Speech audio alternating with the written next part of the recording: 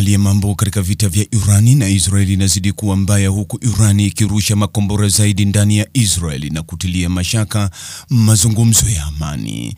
Makombora ya Irani yalipiga maeneo kadhaa huko Israeli na kusababisha majeraha na uharibifu mkubwa katika mji wa kaskazini mwa Haifa.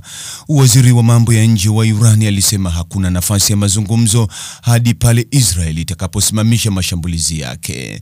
Katika kile inachokiita kujihami na kupambana na adui, Irani ilituma msururu wa makombora nchini Israeli siku ya Ijumaa ambayo yalipiga maeneo kadhaa, kulingana na vyombo vya habari vya Israeli na huduma kuu ya dharura ya nchi hiyo.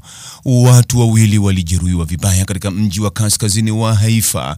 Mkurugenzi wa huduma hiyo alisema katika mahojiano ya televisheni, na picha za matangazo zilionyesha uchafu karibu na tovuti moja ya athari katikati mwa Haifa.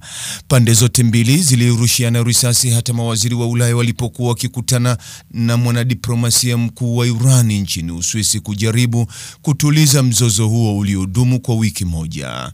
Abbas Araghchi, waziri wa mambo ya nje wa Iran, alisema Tehran haina nia ya kufanya mazungumzo ya kusitisha vita hadi pale Israeli itakaposimamisha mashambulizi yake. Msikiti mmoja katika jiji la Haifa ulipigwa katika shambulio la hivi punde la kombora kutoka Iran, waziri wa mambo ya ndani ya Israeli alisema katika taarifa yake. Makasisi walikuwepo msikitini huku ukipigwa, wizara ilisema.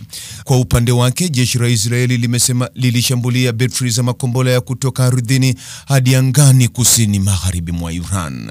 Maofisa wa Israeli wamesema kuwa kuharibu miundombinu ya makombora ya Irani ni lengo muhimu katika mzozo na Iran. Mtazamaji, ni yapi maoni yako kuhusiana na taarifa hii? Andika maoni yako katika sehemu ya ujumbe hapo chini.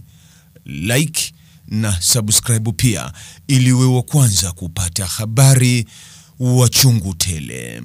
Hii ni Focus News. Jina langu ni Deo Kaji Makomba.